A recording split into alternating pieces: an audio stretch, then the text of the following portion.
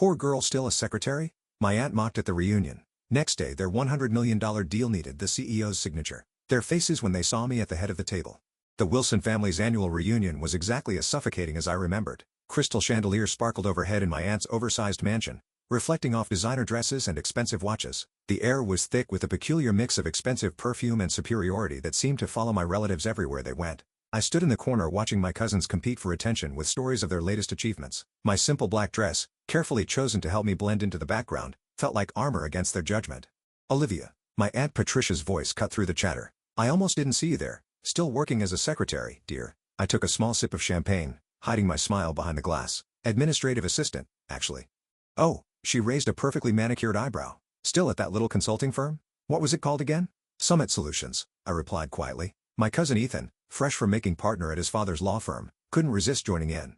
Come on, Live, I could get you a real job, something with actual career potential. I thought about the stack of contracts waiting for my signature back at my office, my real office, not the carefully maintained cover I showed the world. I'm happy where I am, thanks. Aunt Patricia's laugh could have cut glass. Darling, you're wasting your potential. Your cousins are all executives, partners, real business people, and you're still pushing paper for someone else. If only they knew that someone else was me. The story of how I built my empire in secret started 10 years ago in this very house. I was fresh out of business school, armed with an MBA and a revolutionary idea for restructuring failing companies. I'd spent months perfecting my pitch, convinced that my family's vast business connections would help launch my career. Instead, they laughed. Consulting? Uncle Robert had scoffed. Leave that to the big firms, girl. Join the family business. Start in the mailroom. Work your way up like everyone else. Everyone else meant my male cousins, of course. The Wilson family's idea of success was strictly defined and strictly controlled. They built their fortune through a network of companies, each headed by a carefully chosen male heir. Women were expected to marry well or take subordinate positions, nothing more. That night, I made two decisions that would change everything. First, I would build my own company without their help or knowledge. Second, I would make them regret every dismissive word. Summit Solutions began in a tiny office above a Chinese restaurant. My savings covered the rent, barely, but I had something more valuable than money. I understood how companies worked, how they failed, and most importantly, how to fix them. My first client was a small manufacturing firm on the verge of bankruptcy. The owner had been turned down by every major consulting firm in the city. I spent 3 months restructuring their operations, streamlining processes, and negotiating with creditors. 6 months later, they were profitable again. Word spread quietly through business circles about the mysterious consulting firm that could save dying companies. I hired carefully, choosing people who shared my vision and my discretion. Every employee signed ironclad NDAs. My name never appeared on any public documents. I was simply the CEO. As Summit Solutions grew, I maintained my cover as a low-level employee. I kept the tiny office above the restaurant even as we expanded into a sleek downtown headquarters. When family members asked about my job, I described mundane administrative tasks, watching their eyes glaze over with disinterest. The deception wasn't just about pride, it was strategy. The Wilson family's business empire was built on acquiring struggling companies at rock-bottom prices. My firm's specialty was saving those same companies before they became vulnerable to hostile takeovers. We worked in the shadows, quietly thwarting my family's predatory practices while building our own success. Now 10 years later, Summit Solutions was one of the most influential consulting firms in the industry. We had offices in 12 cities, a client list that included Fortune 500 companies, and a reputation for turning failing businesses into success stories, and not one of my smirking relatives had any idea. More champagne, dear. Aunt Patricia's voice yanked me back to the present. Though perhaps you should stick to water. I imagine your salary doesn't leave much room for expensive tastes. I accepted the champagne with a practiced smile. Thank you, Aunt Patricia. How's Uncle Robert's new acquisition going? Williams Manufacturing, wasn't it? Her smile faltered slightly. There have been some complications. Nothing Robert can't handle, of course. What she didn't know was that those complications were my doing. Williams Manufacturing had been a target of my uncle's hostile takeover attempt. They'd reached out to Summit Solutions 3 months ago, desperate for help. Now they were implementing our restructuring plan. Their stock price was rising, and Uncle Robert's attempt to seize control was falling apart. I heard they hired some consulting firm, my cousin Ethan added. Probably throwing good money after bad. Those consultants are all the same. Big promises, no results. I hid another smile. Summit Solutions' fee for saving Williams Manufacturing was more than Ethan would make in 5 years at his father's firm. Oh, which firm? Summit something. He waved dismissively. Nobody important. Dad says their CEO won't even show their face. Probably some trust fund kid playing at business. My phone buzzed in my clutch. A message from my actual assistant. Emergency meeting tomorrow, 9 a.m. Wilson Ventures representatives requesting merger discussion re. Williams Manufacturing. Urgent response needed. I scanned the message twice. Realization dawning. They were finally admitting defeat with Williams Manufacturing.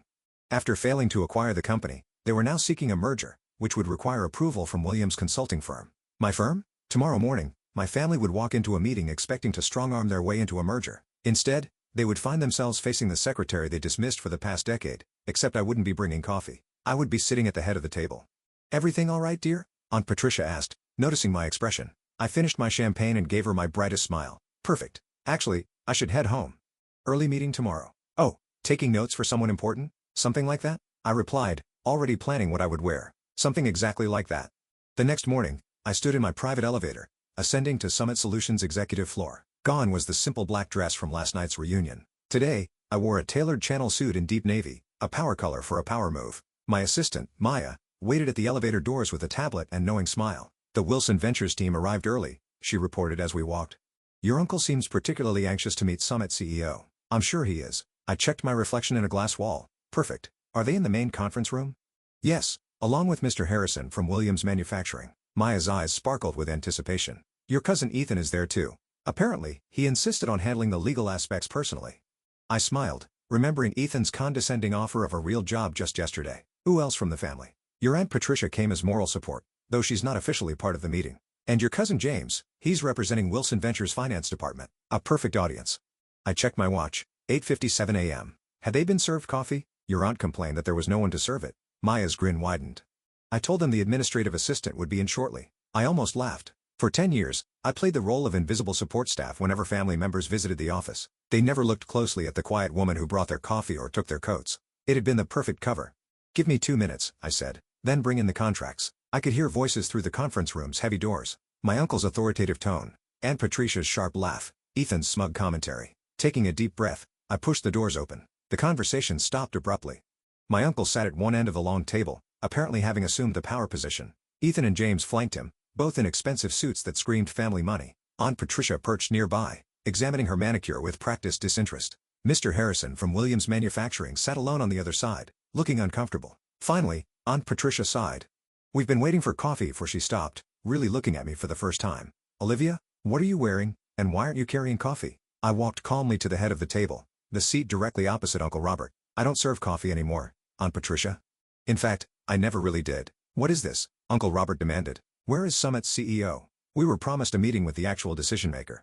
"You have been." I sat down, enjoying the confusion on their faces. "I am the CEO of Summit Solutions. I have been since I founded the company 10 years ago." The silence that followed was deafening. Ethan's mouth opened and closed like a fish out of water. James dropped his pen. Aunt Patricia's perfectly maintained composure cracked. Uncle Robert recovered first, his face reddening. "This is absurd." "You're his secretary." "No," I said calmly. "That was a cover. A very effective one, apparently, since none of you ever looked past it. You were so convinced I couldn't be successful that you never noticed I already was."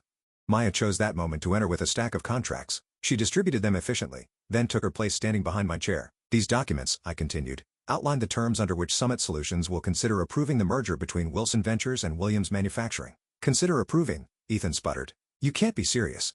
This is a joke, right? Some kind of elaborate prank?" I pulled out my phone and projected Summit's latest financial statements onto the wall screen. Summit Solutions currently manages over $12 billion in client assets. We have a 94% success rate in corporate restructuring, and our approval is required for any major changes to Williams Manufacturing's business structure. I smiled at my stunned relatives. "Does that look like a joke to you?" "This is impossible," Aunt Patricia whispered. "You're nothing. You've always been nothing." "That's exactly what you were meant to think." I turned to Mr. Harrison. "Would you like to explain to my family why you chose Summit Solutions over Wilson Ventures' original offer?" Mr. Harrison straightened in his chair. "Summit's reputation is unparalleled. When Wilson Ventures attempted their hostile takeover, Summit's restructuring plan saved our company. We've increased profits by 47% since implementing their strategies." "Restructuring plan?" James looked like he might faint.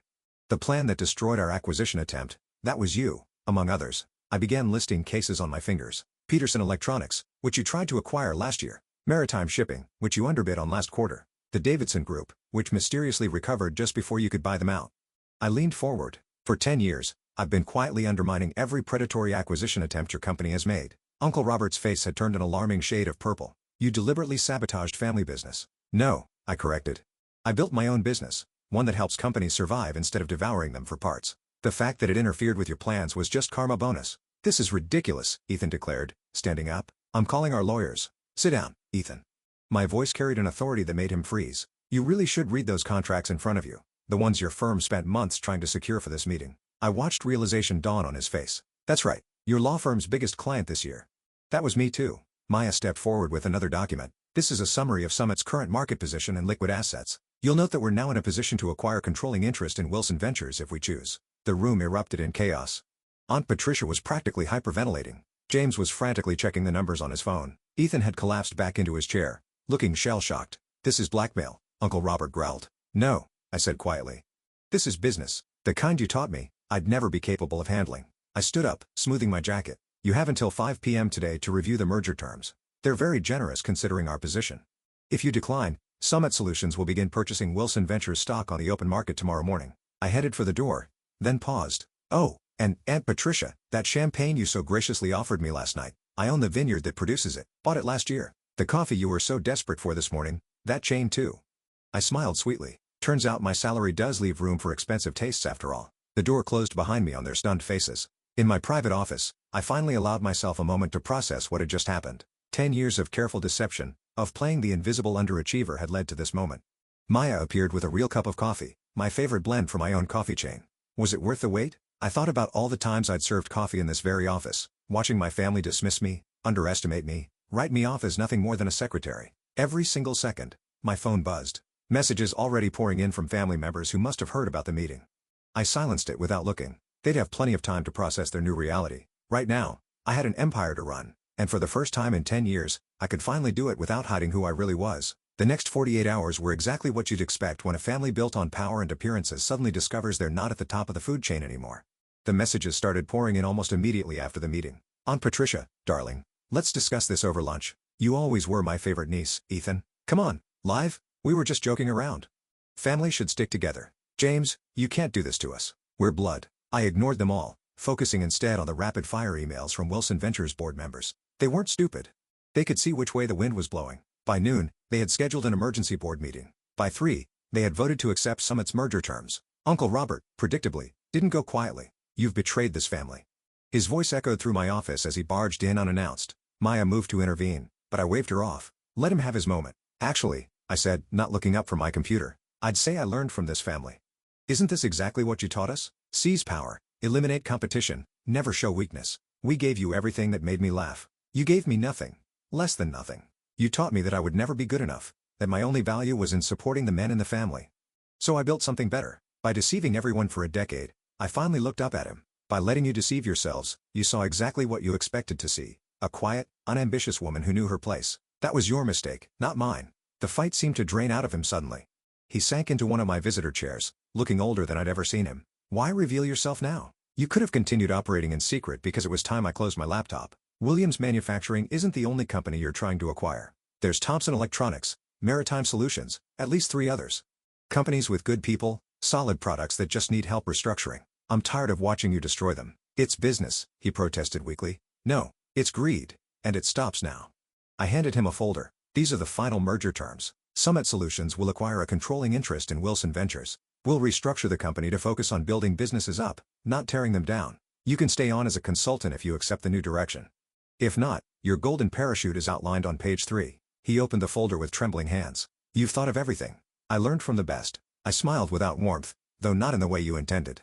After he left, Maya brought in a stack of newspapers. Summit's revelation was already making headlines. Secret CEO revealed how one woman built a billion-dollar empire in secret. Wilson family shocked. The hidden success story they never saw coming. My phone buzzed again, this time with a message that actually mattered. My mother, who had divorced Uncle Robert's brother years ago and distanced herself from the Wilson family's toxicity, had sent a single line. "I always knew you would show them." The next few weeks were a whirlwind of changes. Wilson Ventures board enthusiastically embraced Summit's new direction. Their stock price jumped 40% on the announcement of the merger. Companies that had feared the Wilson name now sought partnerships. The press couldn't get enough of the story. Aunt Patricia tried to spin it as a heartwarming family success story. "We always knew Olivia had potential," she told one reporter. "This just proves that the Wilson spirit of entrepreneurship runs in the blood." I responded by releasing archived video of last year's family reunion where she had spent 20 minutes explaining to everyone why I would never amount to anything. The footage went viral. She stopped giving interviews after that. Ethan attempted damage control in his own way, claiming he had been in on it all along.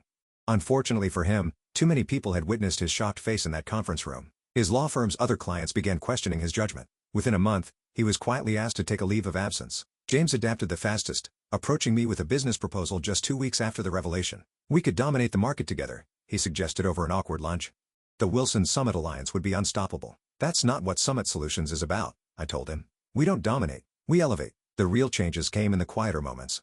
The young intern who tearfully thanked me for showing her that success didn't require compromising her principles. The female executives who started reaching out, sharing their own stories of being underestimated. The business schools that invited me to speak about building ethical success in a cutthroat world. 3 months after the revelation, I stood on a stage accepting the Business Innovation Award. Looking out at the audience, I saw my mother sitting in the front row, beeping with pride. Behind her sat several of my former administrative assistants, all women who had helped maintain my cover while building their own careers within Summit. Success isn't about who has the most power, I told the crowd. It's about how you use the power you have. For 10 years, I played a role that made powerful people underestimate me. I could have revealed myself sooner, but I chose to wait until Summit Solutions was strong enough to create real change. The applause was thunderous, but the real satisfaction came later that evening. I was working late in my office when Maya brought in an interesting piece of news. Uncle Robert had just announced his retirement. His resignation letter included an unexpected paragraph. My niece taught me that true business success isn't measured in acquisitions or assets, but in the positive impact we create. I regret that it took losing control of my company to learn this lesson. I leaned back in my chair thinking about the long game I had played. 10 years of careful planning, of swallowing pride and playing small, had led to this moment. Summit Solutions wasn't just successful. It was changing how business was done. The next family reunion would certainly be interesting. I planned to host it myself in Summit's main conference room, the same room where I had served coffee countless times, watching and waiting for the perfect moment to show them who I really was. Maya knocked on my door. "Your 4 p.m. is here. The CEO of Thomson Electronics, the company your uncle was trying to acquire." I smiled. "Show them in. And Maya, bring coffee for everyone. The good stuff from our chain." As I stood to greet my visitors, I caught my reflection in the window. No more hiding. No more playing small. I had built something remarkable, not despite my family's dismissal, but because of it. They had taught me that power doesn't always look like what people expect. Sometimes it looks like a quiet woman in a simple black dress, serving coffee and taking notes, while building an empire right under everyone's nose. The tabloids called it revenge. The business papers called it strategic genius. But for me, it was simply justice served one corporate takeover at a time with a side of perfectly brewed coffee. And somewhere in a small office above a Chinese restaurant, my original desk still sits. I keep it as a reminder that success doesn't always wear designer labels or demand attention. Sometimes it works quietly, patiently, building something extraordinary while the world looks the other way. That's the real secret to success. Not the power you show, but the power you build when no one's watching.